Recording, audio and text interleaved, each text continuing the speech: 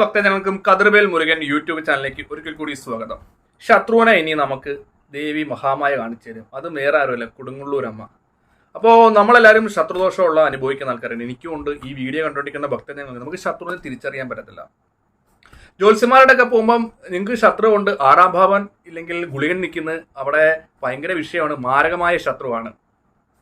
ജ്യോത്സ്യനോട് പേര് ചോദിക്കുകയാണെങ്കിൽ പേര് പറയത്തില്ല, ശത്രു ഉണ്ട്, അച്ഛൻ മഴി അമ്മ മഴി. പക്ഷെ നമുക്ക് ഈ ശത്രു ഉണ്ട് എല്ലാവരും പറയുന്നത്. ഈ പറഞ്ഞാൽ ഞാനും വീഡിയോ പോയി എനിക്ക് ശത്രുദോഷമുണ്ട്, ഈ ശത്രു ആരാണെന്ന് നമുക്കൊന്ന് മനസ്സിലാക്കാൻ തരണമല്ലോ.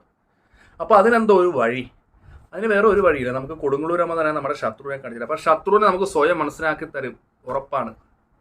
അതിന് പറ്റുന്ന ദേവി ഉപാസകനും ഇല്ലെങ്കിൽ നമ്മുടെ ആത്മവിശ്വാസം, ഞാൻ ഈ പറയുന്ന കാര്യങ്ങൾ ഭക്തജനങ്ങൾ കൃത്യനിഷ്ഠയോടെ ചെയ്യുവാണെങ്കിൽ, വിശ്വാസത്തോടെ, എന്നിലുള്ള വിശ്വാസമല്ല, ദേവി മഹാമായ കൊടുങ്ങല്ലൂരമ്മയുടെ വിശ്വാസം ചെയ്യുകയാണെങ്കിൽ നിങ്ങളുടെ ശത്രുവിനെ അമ്മ ഉറപ്പായിട്ട് നിങ്ങൾക്ക് കാണിച്ചു തരും.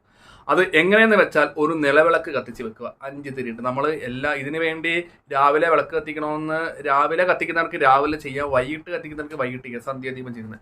അപ്പോൾ ഒരു നിലവിളക്ക് കത്തിച്ച് വെച്ചിട്ട് 5 തിരിയിട്ട് നെയ്വിളക്കായിരിക്കണം. ഈ നെയ്വിളക്കിന് ചുറ്റും നമ്മൾ ചെമ്പരത്തിപ്പൂ ഇടണം. അതായത് നെയ്യ് ഒഴിച്ച് 5 തിരിയിട്ട് വിളക്ക് കത്തിച്ച്. കാരണം നെയ്യ് വെക്കുന്നത് പോസിറ്റീവ് എനർജി ഉണ്ടാകാൻ വേണ്ടിയാണ്. അത് ഒട്ടുമിക്ക ആൾക്കാർക്കും അറിയത്തില്ല. ഈ നെയ്വിളക്ക് വീട്ടിൽ വെക്കുമ്പോൾ വീട്ടിലെ നെഗറ്റീവ് എനർജി മാറി പോസിറ്റീവ് എനർജി ഉണ്ടാകും. അപ്പോൾ വീട്ടിൽ അതിൻ്റെതായിട്ടുള്ള ഐശ്വര്യം ഉണ്ട്. അതുകൊണ്ടാണ് നെയ്വിളക്ക് വെച്ച് കാര്യം സാധിക്കുമ്പോഴത്തേക്ക് അത്ര ഒരു പവർ ഉണ്ടാകുന്നത്. അതാണ് നമ്മൾ വിമ്പത്തി വെക്കുമ്പോൾ വിമ്പത്തിലെ ഒരു പോസിറ്റീവ് എനർജി കൊണ്ട് ആ ഒരു ഊർജ്ജം നമ്മളിലേക്ക് തട്ടും. അതുകൊണ്ടാണ് മിക്ക ക്ഷേത്രങ്ങളിലും നെയ്വിളക്കിന് പ്രാധാന്യമായിട്ടുള്ളത്. മിക്ക ക്ഷേത്രങ്ങളിൽ ഇപ്പം എനിക്ക് തോന്നുന്നു എല്ലാ ക്ഷേത്രങ്ങളിലും നെയ്വിളക്കാണ്, വെളിച്ചെണ്ണയാണ്, നല്ലെണ്ണ പുറത്തൊക്കെ ആണ് നമ്മൾ കത്തിക്കുന്നത്.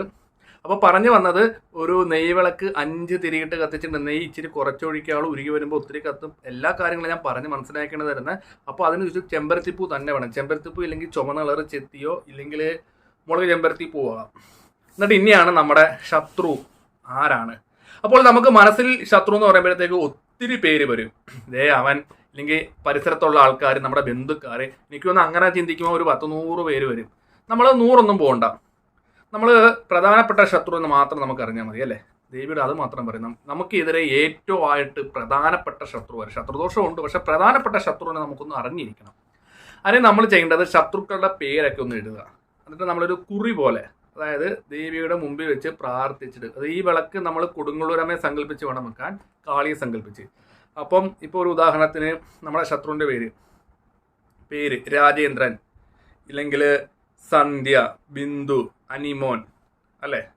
നമ്മൾ അങ്ങനെ കുറച്ച് ആൾക്കാരുടെ പേര് എഴുതി, ജയശ്രീ, ഇല്ലെങ്കിൽ കുറേ ആൾക്കാർ, ഒരു ഉദാഹരണമാണ് ഞാൻ പറഞ്ഞത്. അപ്പോൾ ഇത്ര ആൾക്കാരുടെ പേരെഴുതി 10 പേരെഴുതി 10 പേരെഴുതിയിട്ട് നമ്മൾ എന്ത് ചെയ്യണം? ഒരേപോലെ അങ്ങ് മടക്കണം, നമ്മൾ കുറി ഇടുന്ന പോലെ.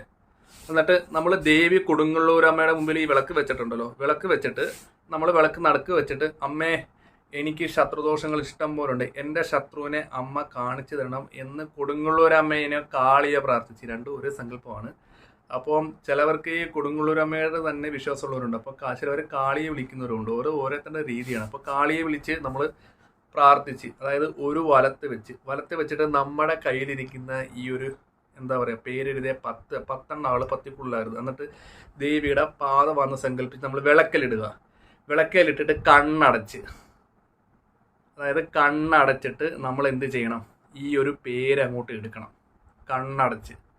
കണ്ണടച്ച് പേരെടുത്തിട്ട് നമ്മൾ എന്ത് ചെയ്യണം? കൊടുങ്ങല്ലൂരമ്മ, എൻ്റെ ശത്രുവിനെ എനിക്ക് കാണിച്ചു തരണം, എനിക്ക് ഒരു രക്ഷയില്ല, എനിക്ക് ഈ ശത്രുവിനെ, അമ്മ എനിക്ക് എൻ്റെ ശത്രുവിനെ കാണിച്ചു തന്നേ തീരൂ, അതിന് ഒരു മാറ്റം വരെ, എനിക്ക് എൻ്റെ ശത്രു ആരാന്ന് എനിക്ക് അമ്മ കാണിച്ചു തരണം. അപ്പോൾ നമ്മൾ എന്ത് ചെയ്യണം? നമ്മുടെ ഈ കുറി ഈ പിടിച്ചേക്കുന്ന 10 പേര് ദേവിയുടെ പാദത്തിൽ ഇട്ടിട്ട് ഒരു പേരെടുക്കുക. ഇപ്പം നമുക്കൊരു പേര് കിട്ടി.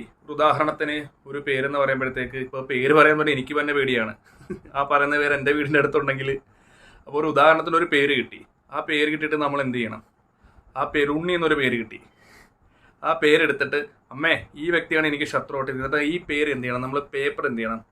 ആ വ്യക്തിയെ സങ്കല്പിച്ച് നമ്മളൊന്ന് കീറിയിട്ട് തെക്ക് വടക്കിടുക വിളക്കിൻ്റെ ചോട്ടിലോട്ട്.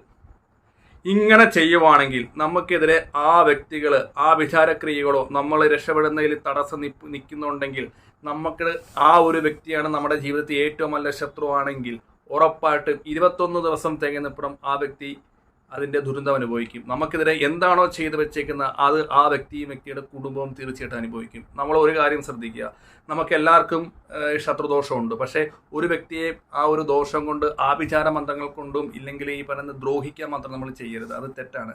നമ്മൾ ആരെന്ത് വേണേലും ചെയ്തോട്ടെ, പക്ഷെ നമ്മൾ ഈ പറയുന്ന പോലെ ശത്രുക്കൾക്ക് വേണ്ടി ആഭിചാരമായി ചെയ്തില്ലെങ്കിൽ അവൻ നശിഞ്ഞു പോകണമെന്നുള്ള രീതിയിൽ ഏതെങ്കിലും ക്ഷേത്രത്തിൽ നമ്മൾ വഴിപാട് ചെയ്യുമ്പോൾ ആ ഒരു എനർജി നമുക്ക് കിട്ടും.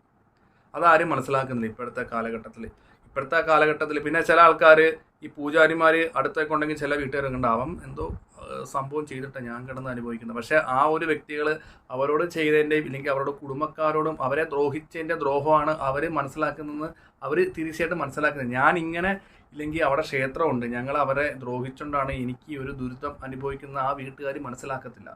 ഞങ്ങളെന്തോ ചെയ്തെന്നാണ് ആ വീട്ടുകാർ വിചാരിക്കുന്നത്, അല്ലേ? അപ്പോൾ നമുക്ക് ജീവിതത്തിൽ ശത്രുദോഷം ഉണ്ടെങ്കിൽ നമ്മൾ രക്ഷപ്പെടുന്നത് ആരെങ്കിലും, ഈ ബന്ധുക്കാരായിക്കോട്ടെ, പരിസരവാസികളായിക്കോട്ടെ, നമ്മുടെ കൂടെ നടക്കുന്ന കൂട്ടുകാരനായിക്കോട്ടെ, ചിരിച്ചോണ്ട് ചിരിച്ചോണ്ട് എന്താ പറയുക, പുറംകാലം കൊണ്ട് അടിക്കുന്ന ടീമാണ് മൊത്തം ഉള്ളത്.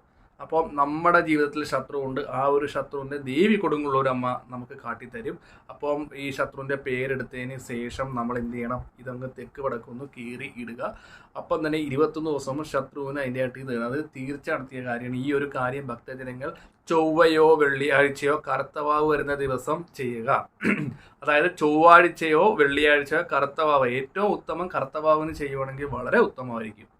അപ്പോൾ വീഡിയോ ഇഷ്ടപ്പെട്ടെങ്കിൽ ലൈക്കും ഷെയറും കമൻറ്റും ഒക്കെ ചെയ്യുക. ഞാൻ മറ്റൊരു വീഡിയോയിലേക്ക് വരുന്നതാണ്.